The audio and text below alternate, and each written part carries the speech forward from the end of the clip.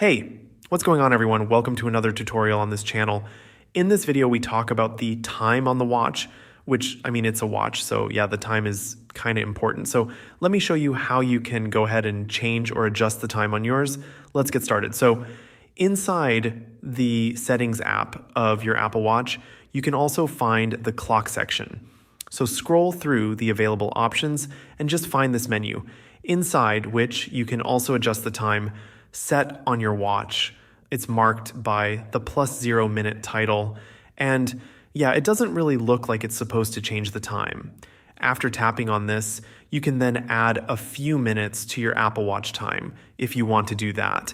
It also lets you know that all your notifications will be delivered in the proper correct time. It's just your watch that will show slightly shifted clock. I actually made a similar video in the past, and some people were asking me about what they can if they want to adjust the clock by more than just 59 minutes, which appears to be the limit here. And the answer is that for this, you need to change the time of your iPhone too, which